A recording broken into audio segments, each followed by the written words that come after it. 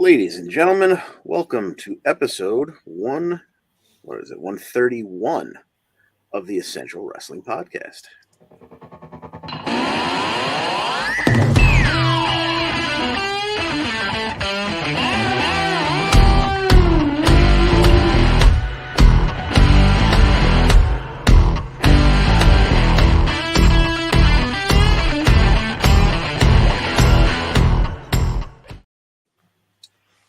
All right. Welcome, ladies and gents. I'm John DeConti, and we're here to take you through the week that was and preview the upcoming week of wrestling action, powered as always by the Eastern Observer.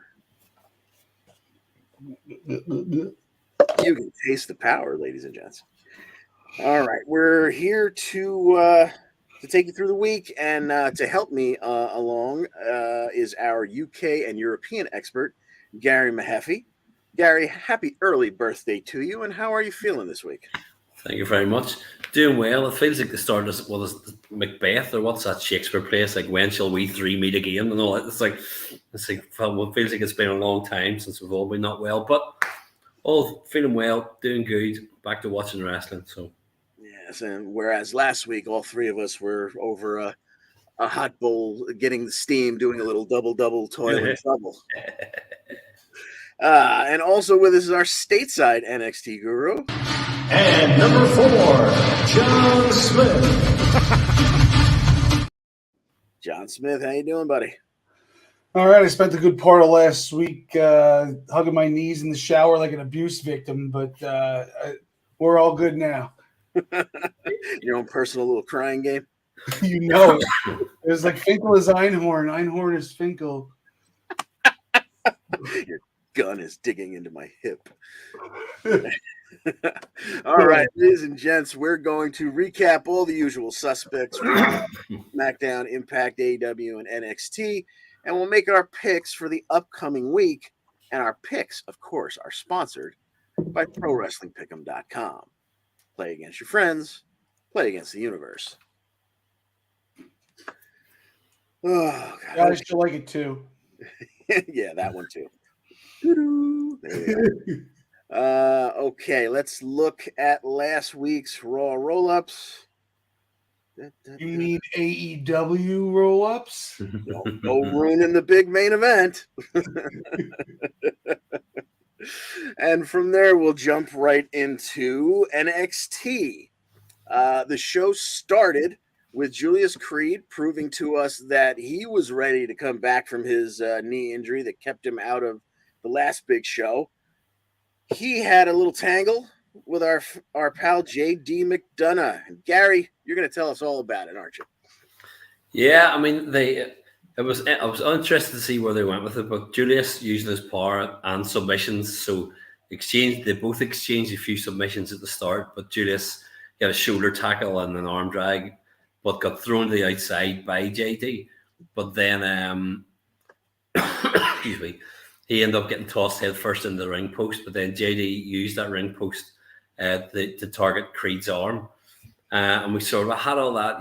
But then Julius Creed firing back, hit a German suplex.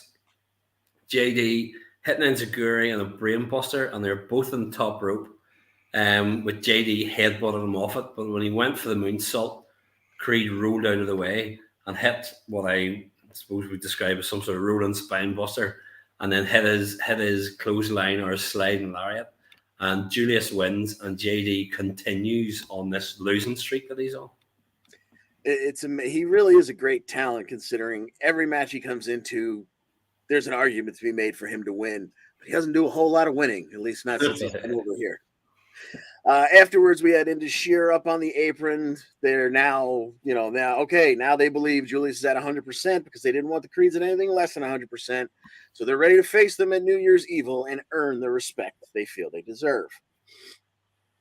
We had a segment backstage where Tony D said that he was ready to put the first NXT gold around his waist, bring it into the family. Mackenzie asked him if he was worried about Dijak, and he said, no, of course not. Stax took care of that last week. And Stax was there, so we presumed everything went well after he ended the last show by going into Dijak's locker room. Well, roll it forward. the show ended with the big North American Championship match between Wesley and Tony D'Angelo. John Smith, how did this one turn out? Hell of a match we got here, man. Tony D with Stacks against Wesley. Tony was pulling out all sorts of suplexes throughout the first half of the match. Lots of good counters by Wesley. Then Tony D started attacking the legs, kind of getting him back for the injury that he sustained a few months ago in that tournament. So then Tony ends up climbing to the top rope, which we don't see very often, or he's sitting on the top, and in the corner of the screen we see Stacks, and all of a sudden we see Stacks get choked from behind by Dijak and dragged away, and that's enough to distract Tony, where Wesley takes the advantage. He hits his flipping handspring Pele kick and retains his title. And now it looks like we got Dijak and Tony D going after each other in the future, possibly with that North American title mixed into it, because Dijak's looking for that as well. Yeah, so that should be a lot of fun between those three, and of course you'll always have Stacks there. So yeah, it should get real interesting in that division. Also on the show in the men's division, we had Scripps beating Ikemanjiro. Apparently the week before, it was so intensely exciting, I'd forgotten that Scripps had stolen Ikeman's jacket, and that became a big bone of contention. Well, Ikeman got it back, but only because after Scripps hit that big top pop, as he used to call it, that he now does off the top rope, he got the 1, 2, 3 and kind of buried Ikeman under his jacket. Then transitioning to the women's division, we saw the ladies from Toxic Attraction. They're going to rebuild and return to their former glory. We had Wendy Chu defeating Cora Jade with a full Nelson slam, followed by her sleepy time splash. And that takes us to Lash Legend and Lyra Valkyria. Gary, tell us how this one went. This was one of those sort of strange matches where whenever we talked about it happening, or I was thinking about it, I thought, oh yeah, it's okay. This is a straightforward win for Lyra. That's okay. But the whole match was pretty much Lash Legend on offense. She gave her a knee. She had an uppercut. She had an elbow, more elbows to the spine. She did, Lyra fought back a little bit, but then Lash got her to the outside. But then you'd see Lyra kind of picked it up, had her drop kick through the ropes.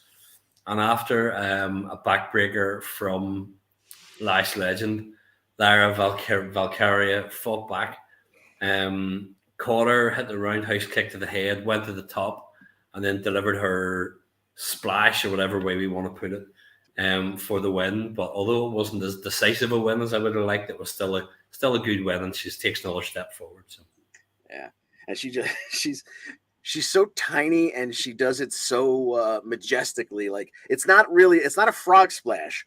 She seems to like hang in midair for a minute there, like it's a full on like Superman splash or something.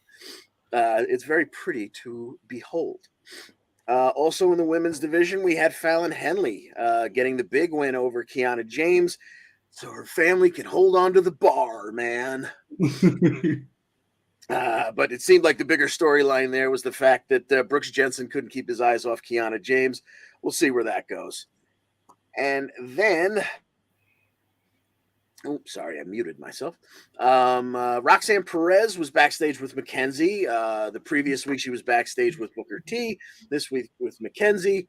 And it's all rainbows and puppy dogs. It's we've got ourselves a babyface champion, and the problem with a babyface champion with absolutely no edge is that they're fantastic and thrilling in the chase, and unless you give them a good opponent, they become boring as hell immediately as the champion.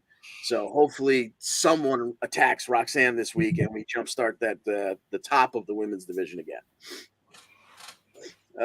Moving on, we had another vignette with Oro Mensah. He's in the clubs because the nightlife maximizes all his senses, and he's bringing that vibe to NXT. Just get him off of Level Up and put him on the show because he's great in the goddamn ring. Enough with the vignettes. All right, moving along, we had a big 6-man tag match between the 3 male members of the Schism and Odyssey Jones, Idris Anafi, and Malik Blade. And John Smith is going to tell us all about this one.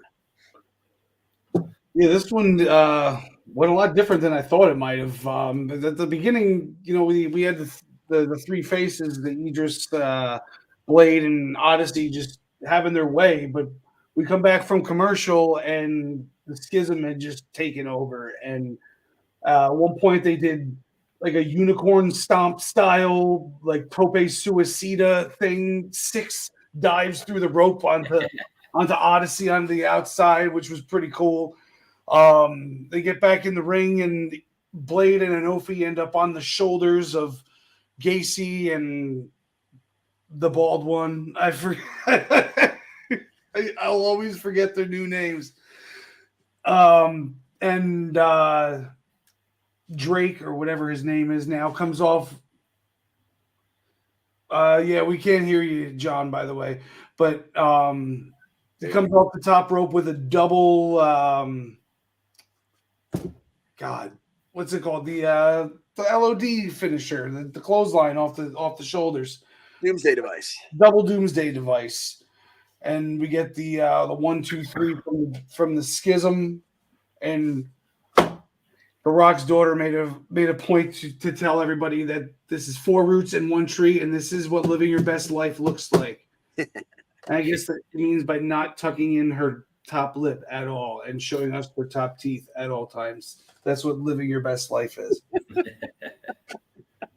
She didn't get involved in the match much, though, so that was impressive. She did not. The Schism did it all on their own, and there was some pretty good chemistry in that match. I enjoyed it quite a bit. Absolutely. In addition, we had the big man, Bron Breakker. He was backstage with Mackenzie. He planned to call out Grayson Waller. He was tired of Waller doing that to him, as he did the previous week when he wasn't even in the same state, but somehow made it back to the building at the end of the show. But it turns out Waller's not there, and he was not going to be making it because he was in Australia, so he couldn't just jump in a magical car and drive through 3 states to get there. But we will tonight get ourselves the Grayson Waller effect, where Grayson will host Bron Breakker, and apparently they'll sign the contract for their NXT Championship match coming up next week at New Year's Evil. And nothing ever goes wrong at any of those contract signings, so I'm sure it'll be a wonderful segment. Drew Gulak had Hank Walker in the ring to observe the Drew Gulak Invitational, where Drew showed off some submissions and took some liberties with some unknown students at this point. That brought out Charlie Dempsey, who offered to show Drew how he measures up against a real wrestler. Well, Drew wasn't ready for that last week, but this week, Charlie says he will make an example of some of Drew's students. We don't know if he's going to wrestle just one of them or run through the gamut like Drew did last week, but we're getting Charlie Dempsey on the show, so that's a big plus. Trick and Mello were backstage with Mackenzie. This week, we will see Trick Williams take on Axiom, who previously had fought Mello. So let's pick this one. Let's go to you, Gary. Trick Williams, Axiom. Who do you see coming out on top?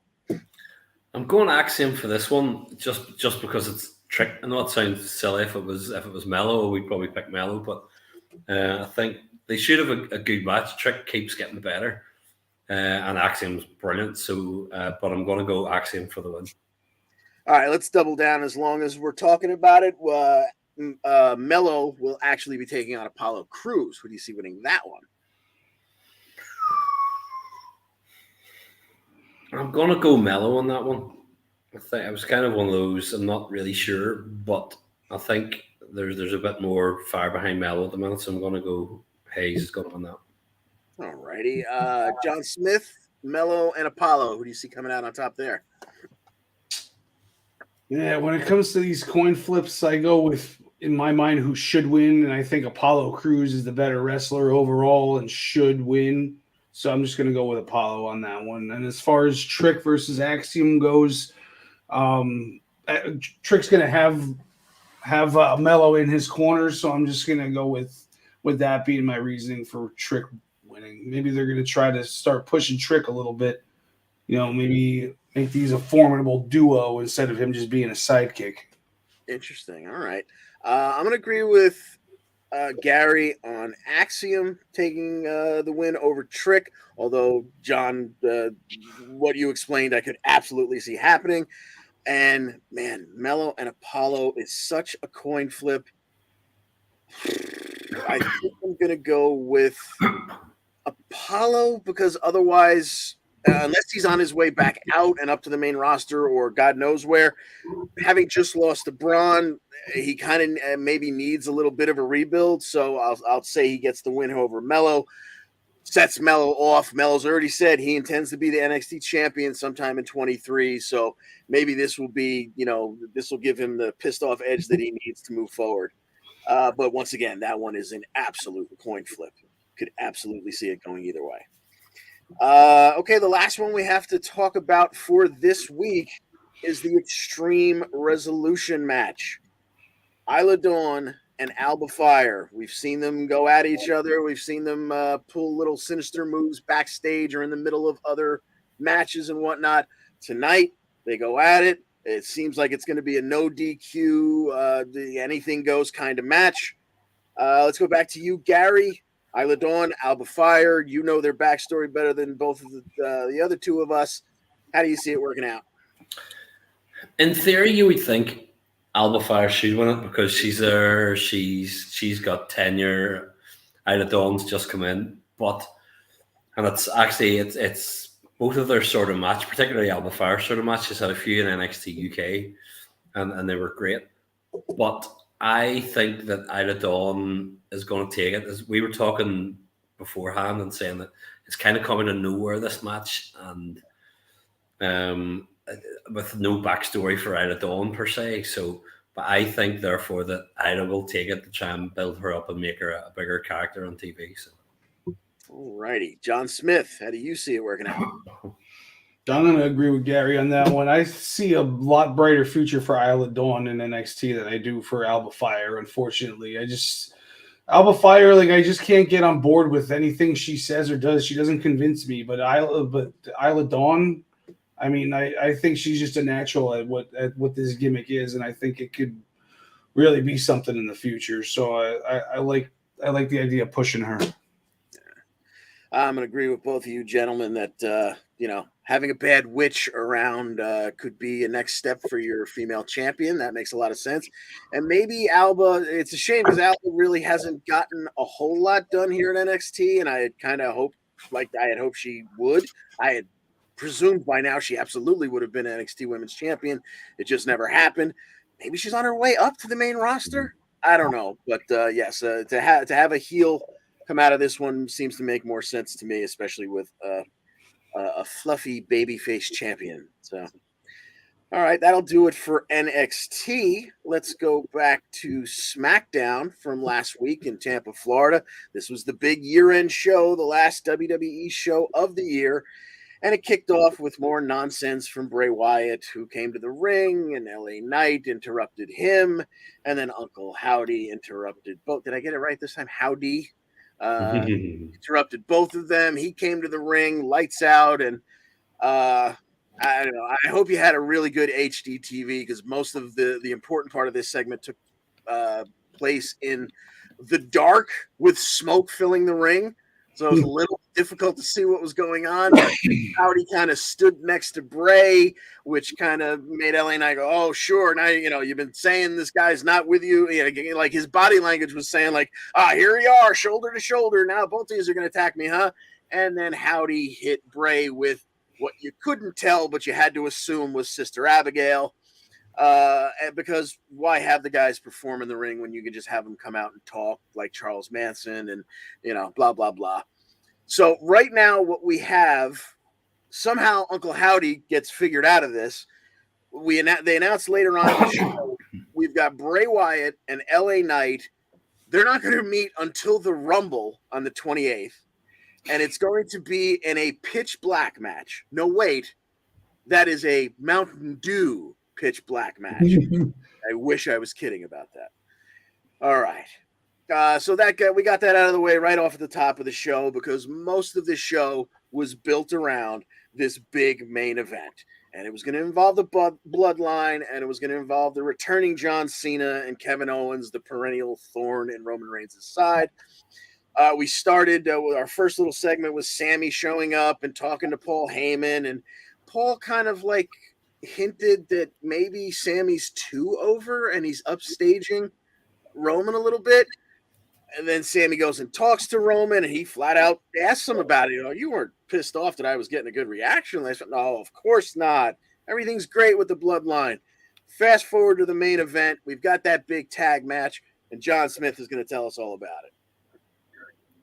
Yeah, we start the match off with KO and Sammy, and they go back and forth for a little while, and then we get the Tribal Chief tagged in, and everybody's begging for Cena. KO is about to tag him in, and Roman Reigns clotheslines the ever-loving crap out of him instead. And then we get Roman Reigns beating up KO for a little while, and a little more Sami Zayn, and then we finally get the hot tag to Cena, who clears house, and pretty much everything we expected, and then we end up with a stunner to Sammy by KO and a 1-2-3. So Cena doesn't even get the pin. We did see a double 5-knuckle shuffle by him and KO in the process. But all's well that ends well, and a happy new year for John Cena and Kevin Owens fans. Yes, indeed. And not a happy night for the bloodline. Moving along, we also had a big title match on the card. It was in the women's division for the SmackDown women's title. It was Ronda Rousey and it was Raquel Rodriguez. Well, it turns out we would wind up having two because as Raquel pulled Ronda off the top buckle into a fireman's carry, Ronda somehow turned that, like sitting way up on Raquel's shoulder, turned that into an armbar, took her down, and Raquel had to tap. She's got the issue with the elbow that Ronda and Shayna keep targeting. This brought out Charlotte Flair. We haven't seen Charlotte in seemingly forever. I would have bet money that Charlotte was going to come back and interfere back when Ronda was facing Liv. When that didn't happen, I figured, all right, they're going to hold her off to the Rumble. She's going to come back. She's probably going to win the Rumble. She's going to be one of the female main eventers for Mania. No big deal. Nope. She comes back on a random SmackDown and with absolutely no build, makes her way to the ring and says, face me for the title right now. And 40 seconds later, your winner and new champion of the SmackDown women's division, Charlotte Flair. Super. All right. She's got that perpetual Charlotte in the bank contract. Exactly. Like it doesn't have to make sense. There doesn't have to be a storyline. There doesn't have to be a build. Hi, I'm Charlotte. I get title shots. They've been building up this division without her for so long, and then she gets to just come right back in, waltz in, and just take that belt. It's ridiculous. It made no sense on so many. Like, I get it. She's their main female star. I may not necessarily agree with it, but I get it. That's where she's positioned in the card. That being said, wouldn't you want to have a bigger build and more storyline out of her than, hi, I'm here, ring the bell? That's some Hulk Hogan crap right there. Yeah, exactly. All right, now we get to my favorite moment on SmackDown from last week. Dom Mysterio decided to visit the family house during the holidays again. This time I think it was Grandma's house for Christmas. It was Ray's house on Thanksgiving. Once again, there was a little issue. Mama Mysterio slapped Rhea, and somehow Dominic wound up in cuffs in a police car. And as he was being taken away, don't let them take me. Don't let them take me. I won't make it. Well, I guess he made it out. He showed up again. This actually happened on Raw, but I can't. I have the graphic and I have to show it. He said that, jail changes a man, and, he did hard time over the weekend, apparently. He called it prison, too. Say again? He called it prison. Yes. Prison changes a man. He's done hard time and survived. and the whole promo was very oversaturated with light. All right, so here's Dom talking about how bad his life was recently and whatnot, and let me get the NXT out of there at least, even though this actually happened on Raw. But I saw something. Like, he's got a little blemish under his. I don't know if it's I don't know if it's a birthmark or just a pimple that they've covered up, but that haven't covered it up that well. But then I played with the saturation a little bit in the picture, and did he have Rhea use her eyeliner? She usually comes out with that little scales of justice on her cheek or whatnot. Is that a teardrop tattoo? I hope it's real. That'd be so much respect for Dom. He's starting to win me over a little bit. I didn't think he belonged for a long time, but if he went and put a tattooed a teardrop on his face, I'll definitely give him 10 more notches of respect. I'm sorry. Oh, that was just beautiful. Okay, we had a video package where the gentleman from Imperium, they laid out Gunther's path of destruction through the past year. That brought out Braun Strowman, who had to put in, he had to mention to these gentlemen, I didn't see myself in that video package because Gunther hasn't beaten me yet. And fists start flying, and Imperium members start flying as well. And Gunther, God love him, out of the corner of his eye, he saw the Strowman Express coming. He sidestepped and allowed Strowman to put himself through the barricade. Then Gunther attacked with a chair, brought out Ricochet, cleared the ring. The good guys stand tall. But what we're getting at is in a week and a half in Green Bay, we will get Gunther and Strowman for the Intercontinental Championship. We'll pick that one next week.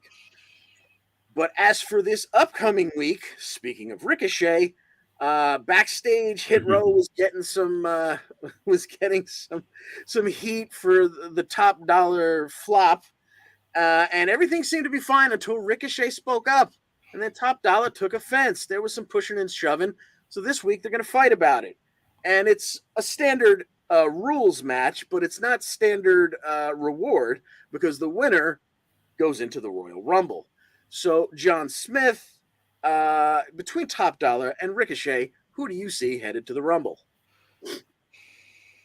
I'm gonna go with Ricochet on this one. And I feel like, what's the Rumble without Top Dollar? Whatever. What's the Rumble without Ricochet? He could probably do some stuff, really cool spots that they probably have planned. So that's my reasoning there. There you go. Gary, how do you see this one working out? Yeah, I would say the same. It's like when you think of the trademark Kofi Kingston sort of spots, you could think that that's the kind of thing that Ricochet could do if he was in. So yeah, I would say that Ricochet will beat him. Wow. So in other words, even though we had talked about it in pre-production, and we'd all kind of agree that maybe Top Dollar was going to win this Rumble because clearly he can't get over the top rope. I did see somebody. Apparently, there was a rumor online. Some fans were mocking, saying that they should change their name to Hit Rope instead of Hit Row. Now, is that type of thing? It's like, the internet. That's such low hanging fruit, but I love it. It's like how many happy New Year 2023 memes did you see this weekend in wrestling groups using John Cena's bald spot as the 0 in 2023? The internet wrestling community can be cruel. The one other match that we didn't touch on in what seemed to be the last couple of weeks, SmackDown has been very kind of quick, just a couple of matches. It doesn't seem to drag. There's not a lot of in-between stuff. The 2 hours seem to fly. It's really been good the last couple of weeks, even if the timing's kind of been weird with that double down spot for the women's title in the middle. But the other match we did not talk about was between the Bloodline and one of their upcoming foes again. It was Solo Sikoa and Sheamus. And Gary is going to tell us all about this one. I feel now, having just mentioned John Cena, that I should do my best SmackDown John Cena impression, shout all my lines as loudly as I can. from the side like he did for spots at the end of the match, but I won't. It was a good big man match. That Sheamus tried to start off by trying to kind of knock Sikoa down with the shoulder tackle, but he wouldn't go down. He did clothesline him to the outside. Sikoa had a couple of hip attacks, and as he went for his second one, Sheamus caught him with a running lariat. Sheamus did go for the 10 beats of the Boron, but when he went for the brogue kick, Sikoa blocked it with the thrust kick. Eventually, Sheamus did have him trapped in the cloverleaf, but I think it was Jimmy had helped him reach the ropes behind the ref's back, and the Usos and Butch and Ridge started a fight on the outside. And Sheamus came off the top and caught them with diving clotheslines to the outside to take them down. However, Sheamus got pulled into the post by Sikoa, Uranagi on the apron, took him inside, and doing his best Umaga impression, hit him with the Samoan spike and beat him. Yes, and then afterwards, the Usos joined Sikoa and looked like they were going to beat up on old Shamo. But that brought out Drew McIntyre, who helped clear the ring of the bloodline. And that sets us up to talk about this coming week, the big match, where the Usos are putting those undisputed tag titles on the line against Sheamus and Drew McIntyre. Right back to you, Gary. Who leaves as the undisputed tag champs? We were talking about this before, and I was saying back when the match should have happened originally, I thought, yeah, Sheamus and Drew to beat them. And then the more it's gone on, I was like, no. But I think that they will beat them and take the titles, and I think that Sami Zayn will have something to do with it. He will try to help, and it'll backfire, and that'll start the ball rolling a little bit more on dissension in the ranks. So I'm going to go Drew and Sheamus. All right, Gary's got new champs, John Smith. How do you see SmackDown ending? And still, your WWE Undisputed Tag Team Champions. They're not coming off these Usos yet, and I think whoever does take it off them, I think it deserves to be a team, not just two main eventers that they slap together. Okay. Yeah, this is another one where, like Gary said, when this was supposed to happen the first time, I had a weird feeling that they were going to go for the title change. I feel less that way now, so I'm going to stay safe and say, it's one of those things when it comes to the bloodline, I have to see it to believe it. So I'm going to go with the Usos for now, but I think, man, it would be good to see it. But I don't think we're going to see it this week. All right, that does it for SmackDown, and unfortunately, that does it for our time with the gentleman from across the seas, Gary Mehaffy. Gary, thank you for joining us again. Thanks for staying up late. Glad that you're feeling a little bit better, although clearly not 100%. Yeah. We'll continue on your healing ways.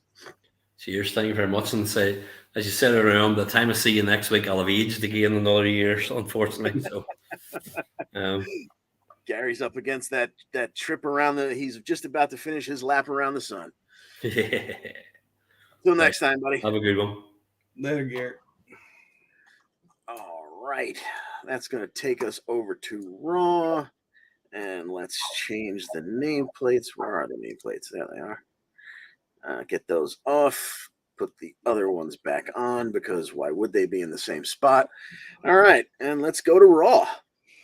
The show last night from Nashville, Tennessee. The show opened with the Bloodline randomly showing up. They were still pissed about what happened on Friday night that we just went over. They were tearing the set up. That brought out Kevin Owens. Sammy told him that this hostile takeover was all his fault. Adam Pearce came out and said, we're not doing this crap in the new year. You guys got to get out of here. Well, they didn't, and KO went right past Postman Pearce and made it to the ring, where he started getting his ass kicked 4-on-1. So Pearce brought out half the locker room to try and clean things up, and the Bloodline started to escape through the crowd. And Pearce said, no, wait a minute. You just wanted to hang out that bad? You're not getting off that easy. We're going to have each one of you in a match or some kind of matches tonight. The first of which wound up being Solo Sikoa against Elias in a Music City street fight. We've done this multiple times in Nashville. They break a bunch of instruments. In the end, Sikoa had what did I just say? Elias out on the apron's edge. He hit the spinning solo to the floor through a baby grand piano and got the win. Then later in the show, we got they decided not to do 4 different matches. They threw everybody else into one more match. It was Sammy and the Usos versus KO and the Street Profits. And John Smith, how did this one turn out? Well, KO and the Street Profits didn't waste any time, and they came right down and started the brawl before they could even get the ref to call for the bell. Eventually, things got under control a little bit, and we started the match. And KO and the Profits they took control for a little while, but then all of a sudden, Montez is just standing there in a daze, like presumably thinking about what happened to Bianca earlier in the day, and he missed a tag that KO was reaching for at one point, and then later on in the match, KO basically walked up and slapped his chest. He's like, "You're in, wake the hell up."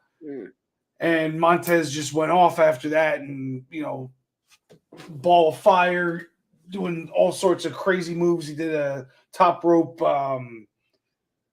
cross body block to 2 different guys at the same time, and then nice backflip splash right after that. And eventually, everything spills to the outside, and all of a sudden, Solo Sikoa comes out of the crowd, still sweaty from his match about 10 minutes prior.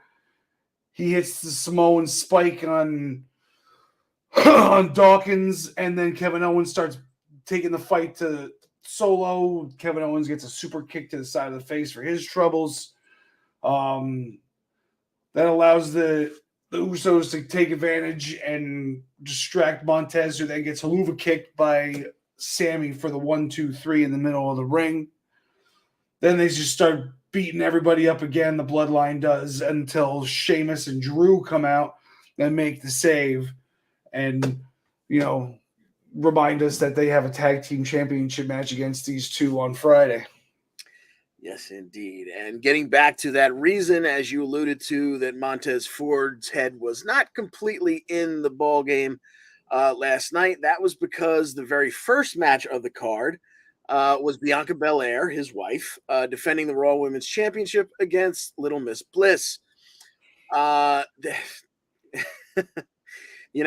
had the Bray Wyatt weirdness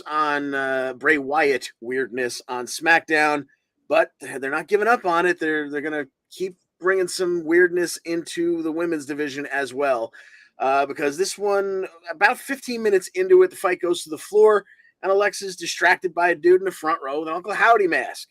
She shakes that off. She gets back in the ring. Then she sees someone on the other side of the ring, also in the front row, also in a Howdy mask. She loses her mind and attacks the referee. We never actually get a bell calling for the DQ, but she beats the hell out of the referee, and she beats the hell out of Bianca. She throws her into the ring steps, which causes them to separate. She uses the bottom half to DDT Bianca, and then she takes off. No, wait, she doesn't. She doubles back, hits another DDT. Now she takes off. And before we go to commercial, our last shot of the segment is Bianca with blood coming out of her mouth. And we find out after the break, she's been taken to a local medical facility. And they didn't really harp on that for the rest of the night, because I think they have a brain and they realized there was some other real medical stuff going on a different channel. And that was enough for them to stop talking about that for the night. But later on, we had Little Miss Bliss backstage with Byron Saxton. And she says that now Bianca knows that the only real threat she has to worry about is her. So I'm sure we're not done with that one just yet. We got a medical update on AJ Styles. He'll be away from the ring for a while. He's healing a broken ankle, but thankfully it doesn't need surgery. So get well soon, buddy, because we're going to miss you every minute that you're gone. We also had Dexter Lumis and Chad Gable. Otis tried to get involved outside. Then Gable hits a beautiful magistral cradle, but Lumis uses his weight, since he's much larger than Gable, to roll it back over for the 1-2-3 and the roll-up victory. We had a Cody Rhodes video package. We had Bailey and Damage Control coming out and getting some. Gotta love that local cheap heat. We're in Nashville. Nope, let's call it Trashville. Boo! We get it. You're the heels. That brought out Becky. Becky said, "Hey, everything started between us here in Nashville at SummerSlam. Why don't we end it here, Bailey?" Bailey said, "Nah, I'm not dressed for it. But if you've got any friends, you can take on the tag team champions." Becky said, the hell with it. I'll take them on 2-on-1. The match started. It didn't end 2-on-1. John Smith will tell us all about it. Yeah, well, of course, Becky had the upper hand at first because, she's Becky Lynch, but the numbers caught up to her at some point with Io and Dakota. Dakota with those assless chaps, they need to be, maybe a couple sizes smaller. They look like they belong to Diesel. So Mia Yim, how often are they going to call her both names? Oof. Comes out and makes the save, and she's reaching for the tag, and Becky makes it the hot tag to Mia Yim, who was ultimately just there to take the fall, because when it came down to it, Bailey got a little bit involved, a little bit distraction, and Becky leaves Mia Yim to actually Mia Yim hits the feet on Dakota Kai, but Io right before that blind tagged in and then immediately hit the moonsault off the top rope to Mia Yim after she hit her finisher on Dakota. So we get the 3 count from the tag team champions over Becky Lynch and Mia Yim. Yes, indeed. And suffice to say, I'm sure it's still not over. So, of course. We also had the previously mentioned Dom Mysterio digital exclusive about his time in prison. Excuse me. We had a video package from Bronson Reed, and which is exactly what we needed, because I needed to hear Wade Barrett call the tsunami one more time. We had Austin Theory backstage telling us how 2022 is his year, although he didn't get the world championship like I had predicted, and pulled that directly out of parts unknown. But he said 2023 will also be his year, because he's no longer the future. He's the now, and his forever reign is just beginning. Seth Rollins didn't want to hear anything about it, because even though the Bloodline was trying to take over his show and Theory is trying to take his spot, Monday nights belong to Seth freaking Rollins. Fast forward to the main event. Austin Theory is defending the U.S. Championship against Rollins. These guys go almost 25 minutes. And Rollins is selling a knee injury almost the whole time. I'm not sure if it was legit or he's just a good actor, but it led to some sloppy spots. It was a mostly good match, but there was some goofiness there. Anyway, the first ref takes a bump. A second ref comes down. Theory kicks out of the pedigree because the second ref took some time to get down there. Then Rollins goes for the stomp, but because he's on one leg, there's enough time for Theory to get out of the way of it, and he kind of pushes Rollins towards the second ref, who cowers in the corner like he was about to die. But because he was turned around for just long enough, Theory was able to deliver a low blow uppercut and follow with the A-Town down and get the win and retain the U.S. Championship.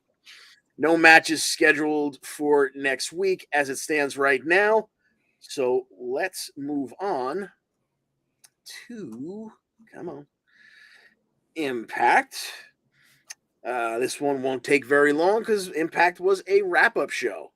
Bhupinder Gujjar was named the one to watch in 2023, based mostly on his some really good matches for the Digital Media Championship, although he never got it.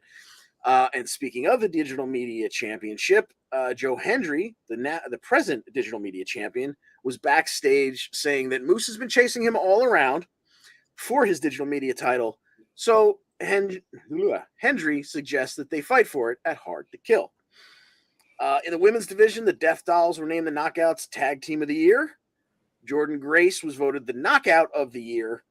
And we find out that while she will be defending the Knockouts Championship at Hard to Kill against Mickie James in the career versus title match, a number one contender for whomever comes out of that match will also be crowned, because we found out that Deanna will be taking on Masha Slamovich and Taylor Wilde in a three-way knockouts number one contender match. But before we get there, this week, Masha and Taylor Wilde, or the Wild Witch, which she had a vignette saying that that's now her character. We don't know yet. We haven't actually seen her wrestle yet. But this week, we will see Masha and Taylor Wilde one-on-one on Impact. John Smith, who do you see winning this one? Wait, did you say Masha?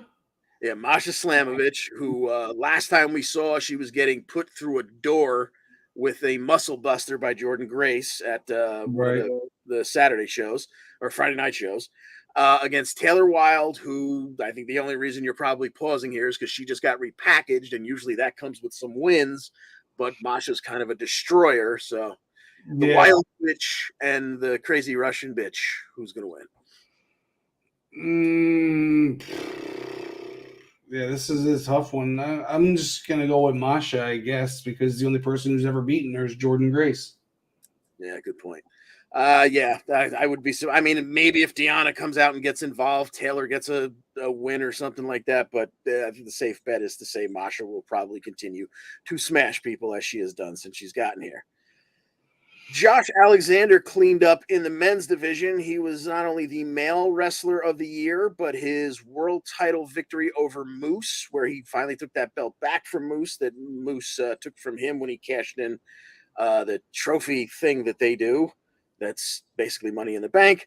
That title victory was the moment of the year. And in addition, and believe me, and I think John will back me up here, this is not recency bias. The match of the year was just from this December 8th.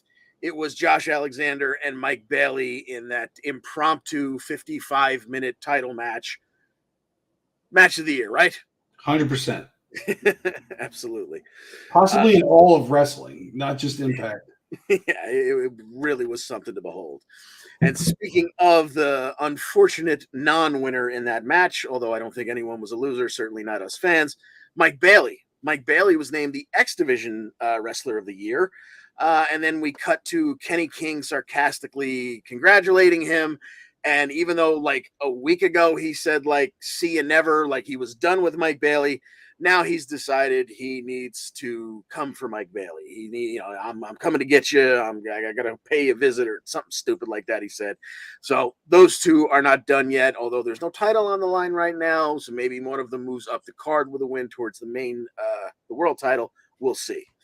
But speaking of the X Division, where Mike Bailey was the X Wrestler of the Year, the current champion is Trey Miguel.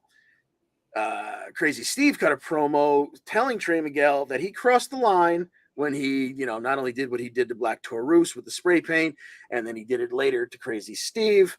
He crossed the line, and his actions have consequences, and those consequences will come in the form of a title match against Black Taurus at Hard to Kill.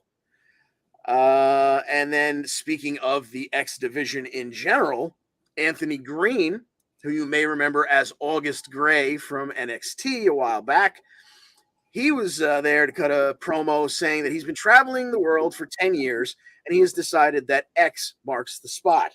And to showcase his skills, he will be there in the Impact Zone this week on Impact Wrestling. And unfortunately for him, he will be greeted by Black Taurus. So let's pick that one, John Smith. Black Taurus, who has an upcoming X Division title match at Hard to Kill, will get a warm-up this week against newcomer Anthony Green. Who do you see winning that match, John Smith? I expect a good showing from Green, but considering Taurus has a match for the X Division title, I don't see them having him lose right beforehand. So, yes, I completely agree. I think Taurus will take this one, and Anthony Green, I'm sure, will be a great addition to the roster, but I think he's going to start out 0-1. And the last thing to pick for this week came out of 2 weeks ago show when the Motor City Machine Guns came out of Scott's office to announce that everyone who wants a shot at them, which at the title was Heath and Rhino, the major players, and a team that wasn't even on the North American continent at the time, Ace, Austin, and Chris Bay, They're all going to get their shot at Hard to Kill in a 4-way elimination match. But because he continued to shoot his mouth off, Chris Sabin decided to make a match between himself and Matt Cardona. Cardona said, "You can't do that." Sabin opened Scott's door, stepped back into the office, assumed the role of boss for just a moment, and said, "Look, I'm in Scott's office. I made the match." Apparently, we're getting that match this week. So, John Smith, Chris Sabin versus Matt Cardona. What do you see winning? That's a tough one too. I don't. You know what? Sabin just won himself a tag team championship, so he could afford a singles loss. I'll go with Cardona here. There you go. Not only tag team championship, but the Machine Guns were named the Impact Tag Team of the Year. All right, moving on from Impact. That was the rest was a wrap-up show. Let's go over to AEW Dynamite and Rampage that were celebrating New Year's Smash from Broomfield, Colorado, apparently a suburb of Denver. We had match 6 out of 7 between the Death Triangle and the Elite. This one was a false count anywhere.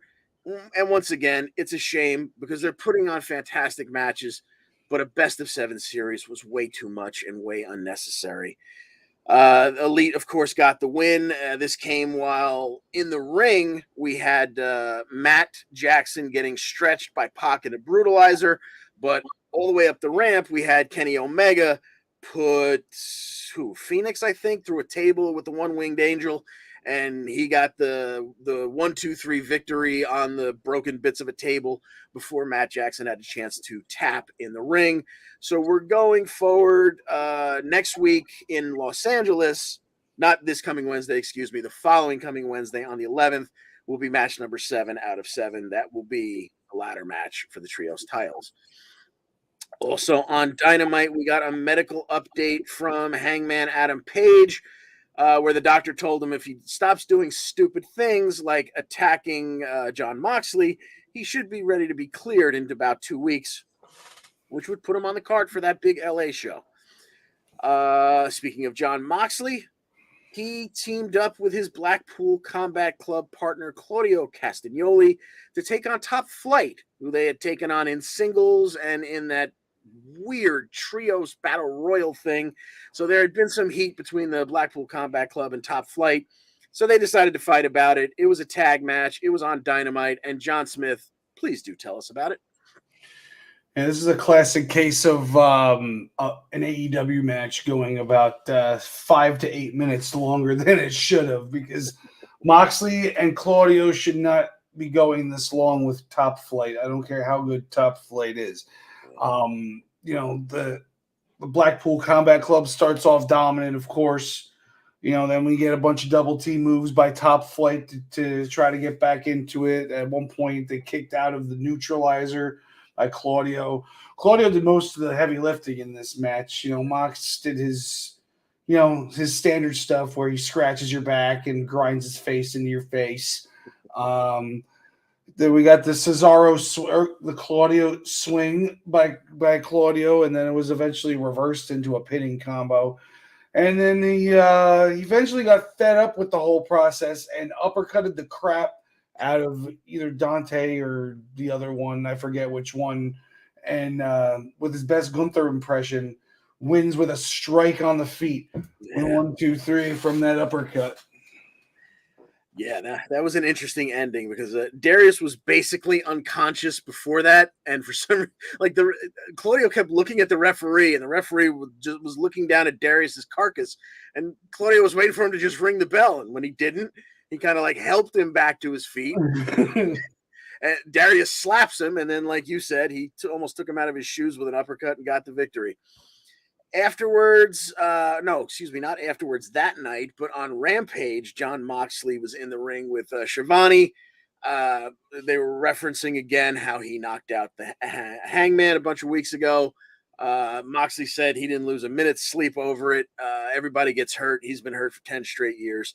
If Hangman wants to fight about it, he'll be in LA if Hangman can make it there.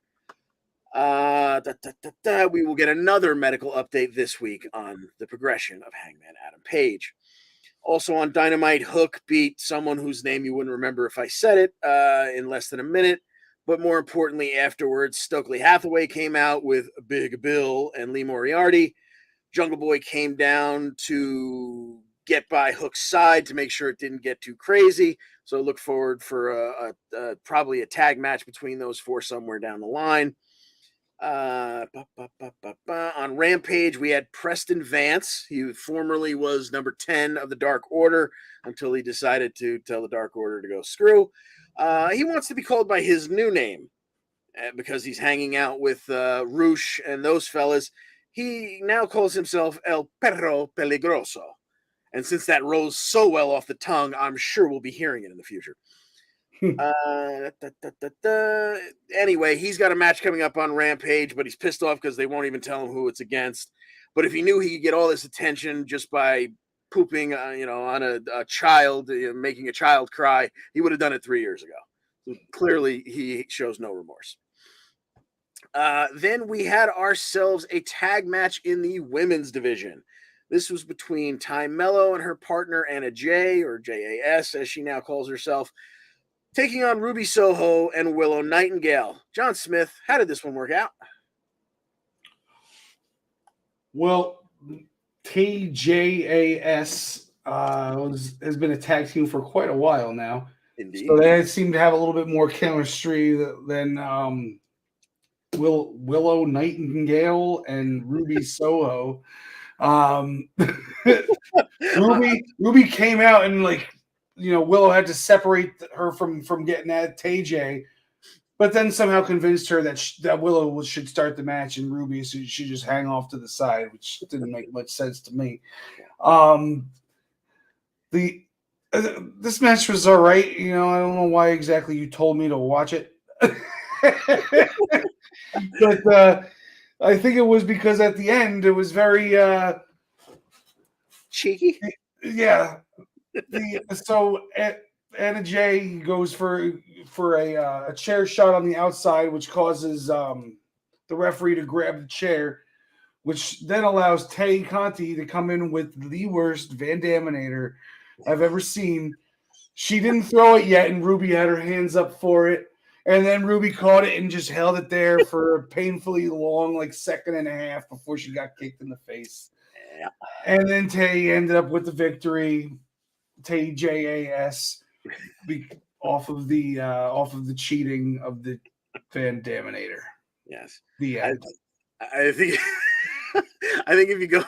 if you go back to your notes, because I told you that the first match I was asking you to please watch, I thought you'd be entertained by Moxley and Claudio. This one, I just didn't want it to seem like I was fast forwarding the entire women's division. I hear you, man. You can dump it on my Facebook. I'm fine with it.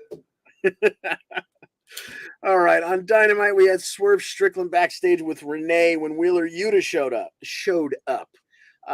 He basically called Swerve a piece of crap for attacking Keith Lee with the two goons the week before, and said, "Yeah, why don't we fight about it?" They wound up in the Rampage main event, where Yuta fought off Swerve with a back elbow, and Swerve bumped into the referee.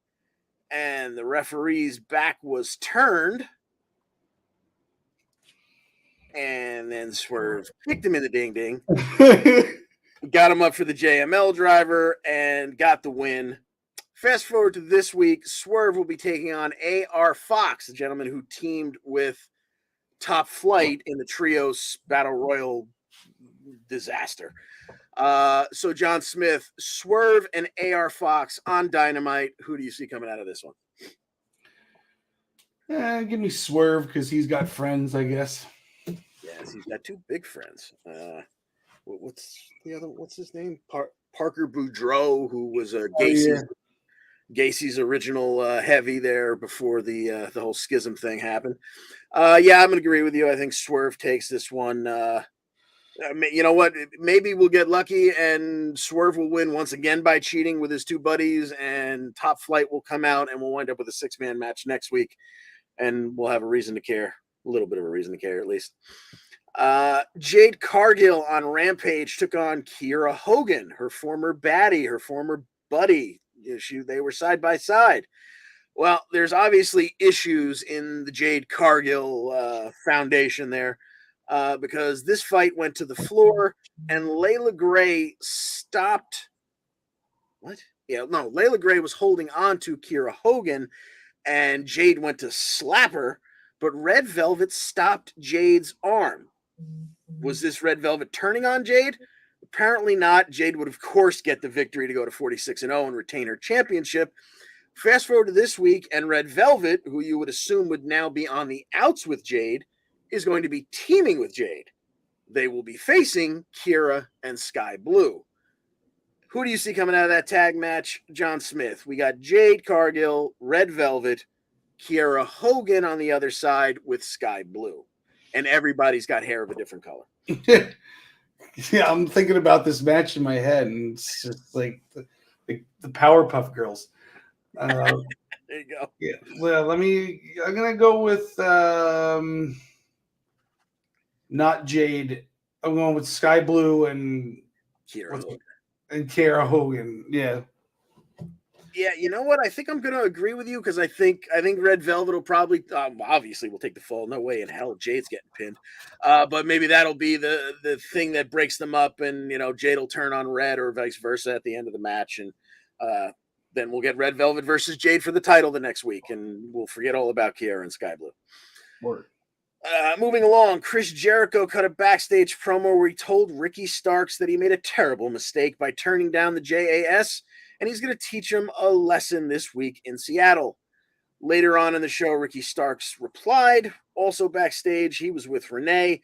He'll get his revenge on behalf of Action Andretti, who is the most recent recipient of a fireball from the wizard Chris Jericho, when he takes on Jericho this week. And why? Because he can. So that brings us to this week on Dynamite, Chris Jericho versus Ricky Starks. John Smith, who wins this one? I don't know. Chris Jericho just lost to that scrub out of nowhere, but that seems like something he would do, is lose to that dude and then beat Ricky Starks. So I'm going to go with Chris Jericho on this one. Yeah, I think I'm going to have to agree with you. I'm going to go with the whole Al Karl win one, lose one when it comes to Jericho, and it's his time to win one. All right, on Dynamite, we had the best friends backstage with Renee, and also in the shot there was Kip Sabian. Kip said that he should get a shot at the All-Atlantic title because he eliminated Orange Cassidy from the Trios Battle Royal. And then Trent said, but I eliminated you, Kip, so then shouldn't I get a title shot?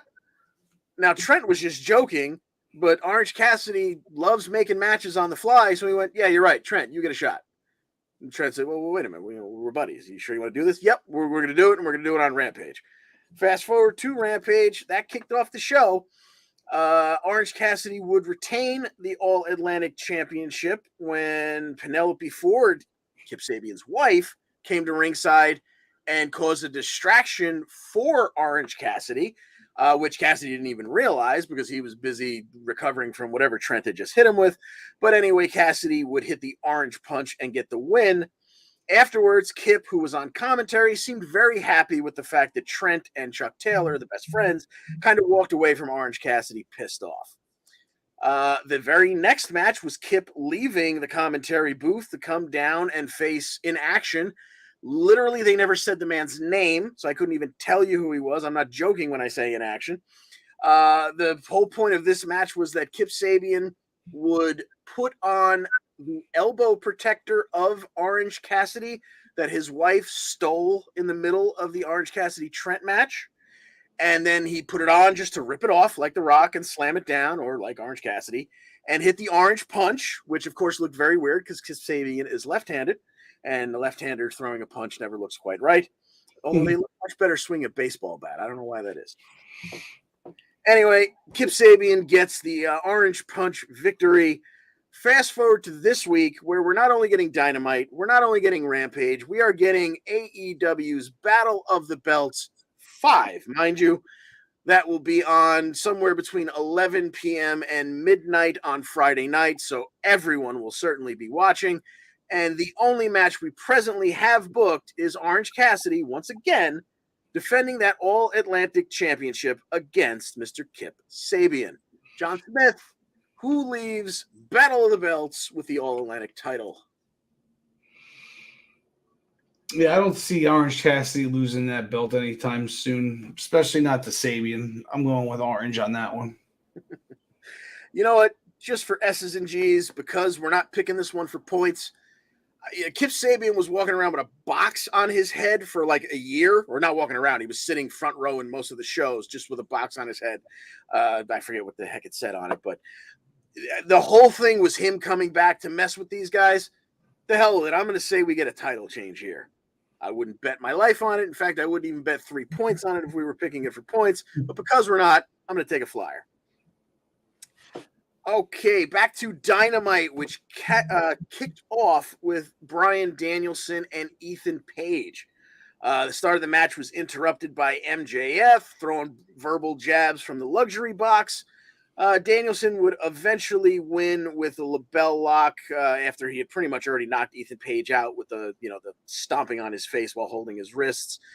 Then on Rampage, Mark Sterling was with the Varsity Athletes, where he said he was pissed that Bryan Danielson keeps messing with his pal MJF's affairs. Therefore, he's sending one of the Varsity Athletes, Mr. Tony Nese, to beat Danielson next week in his hometown. It's not technically his hometown, it's his home state of Washington. Anywho, on Dynamite, we will be getting Bryan Danielson versus Tony Nese, both of whom you are very much familiar with, John Smith. So who do you think wins this one? I'm sorry, it was Tony Nese and who else? Bryan Danielson, or Daniel Bryan. There's no way. Like, I'm trying to think of a way that Tony Nese wins this match. No way. But yeah, give me Daniel Bryan all day. Okay. It was also noted that MJF is contractually obligated to appear in Seattle, which I'm sure means he's going to come out and run it down because obviously Danielson's his next title match, we're assuming at this point. So he's going to poop all over Danielson's home state. On Dynamite, we had Wardlow backstage with Renee. He was talking about all the terrible things he was going to do to Samoa Joe. And Samoa Joe said, "Surprise, mother lover," and attacked Wardlow and slammed him in the knee with a metal pipe. Fast forward to the main event of that Dynamite, where Samoa Joe was defending the TNT Championship against Wardlow. Wardlow had his moments. It was about 12 and a half minutes. Wardlow had the upper hand at times, but of course that knee gave out. Samoa Joe would then chop block it to make sure he definitely wasn't pushing off of it to try and get a power bomb. He would hook in the legs and the rear naked choke and put Wardlow to sleep, and afterwards cut off his stupid top knot ponytail. So Wardlow is super pissed now. And then he went under the ring to get some other plunder, which brought out Darby Allin, who attacked Joe from behind with his skateboard and ended the show with Darby holding the TNT Championship. We found out on Rampage that Darby is going to be getting a TNT title shot, and it actually is his hometown because he's from Seattle. But Darby, although he's excited to have the title shot, he's not sure anyone believes in him. Not even his good buddy Sting. And as he asked Sting if he believed in him, Sting told him, "It doesn't matter who believes in you. Shut up and go out and get the job done." So this week on Dynamite, Samoa Joe defending the TNT Championship against former two-time, I think, TNT champion Darby Allin. Who do you see leaving Seattle with the TNT Championship, John Smith? Knowing the way that Tony Khan books Darby Allin, I don't see how he doesn't come away with that title, and it makes me sick to think about it. Exactly. There's no way Darby Allin should be beating Samoa Joe for anything, especially a championship belt. I'm just going to, fingers crossed, go with Joe because that's what should happen, but, I would not be surprised the other way. Yeah, well, I again, just like you, I'm saying to myself, like, how does Darby Allin not win here because it's in his hometown and it's AEW? And the answer I came up with was Wardlow. I assume Wardlow will interfere somehow and wind up costing Joe the match. So once again, since we're not picking for points, what the hell? I'll say new champion. And that brings us to our last match to talk about. I'm not sure how much of this one you caught on social media. I know you don't watch AEW per se, but it did spill over into other social media. The Acclaimed had a music video making fun of Jeff Jarrett and Jay Lethal. Jay Lethal, they had some guy dressed up as basically the Black Machismo, like a kind of a chubby guy as Black Machismo. So that pissed Jay Lethal off, and he, selling it for the crowd, he went like nuts. I can't wait. We're gonna take your titles, blah, blah, blah. But the part that really blew up on social media was the line where not only they made fun of the Global Force Wrestling, which was Jeff Jarrett's wrestling company when he left TNA. Yep. The line that really got things rolling was, quote, "You're failing upwards is just your way of life. Man, you're stealing money like it's Kurt Angle's wife." Poor Kurt Angle woke up one morning this week and found that Kelly was trending for some reason, and so was he. Because Karen not only was not happy with that rap, which you have to presume they cleared with her and at least Jeff. Jeff was okay with them going out and saying it. Karen was all over social media calling out Kurt for the reasons why she's with Jeff now, because Kurt banged Kelly and Kurt banged this one. Who was the other one? She named like 3 girls that Kurt cheated on her with. And, again, Kurt Angle woke up one morning and went like, why the hell am I trending? Oh my God, my wife is, calling me out for stuff I did 15 years ago. Anywho, getting back to how this relates to AEW, Jay Lethal and Jeff Jarrett are getting a shot at the Acclaimed and the AEW tag titles. John Smith, who wins this one?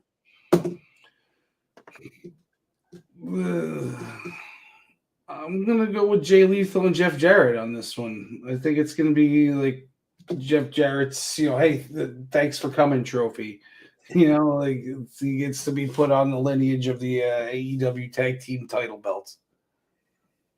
Oof. The Acclaimed are so over right now, but part of me thinks you're probably right. You know what? Since we're not picking it for points, so I'll go the other way and say they retain, but yeah, I would not be surprised to be wrong. All right, that does it for AEW, which means that does it for the week. Let's start some of this right here. Let's go to take the AEW one off. Where are the roll-up? Here are your final standings. Bolstered by these 2 in the last week.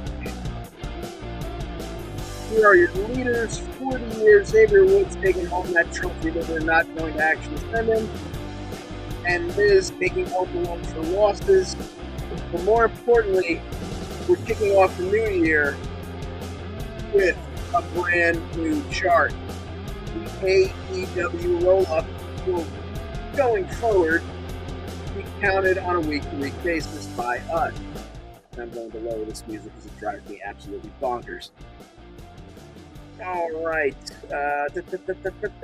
John, would you like to take over? You got it. The Primetime Rundown is back on its usual day and time as Joey Jarzenka, Ian Schreier, and Mike Zabo return to Friday nights at 7 p.m. Eastern Time with everything you need to know in the sports world. Do you have an interest in becoming a sports reporter? Would you want to be asking high-profile coaches and players questions in person? Are you a college student looking to break into the sports media industry and looking to write about your favorite team? The Eastern Observer is looking for interested candidates to join the family for college credit. Look no further. Aspiring writers, social media specialists, content creators, etc. can inquire by emailing eosports3@gmail.com. We are looking forward to having you join the Eastern Observer family.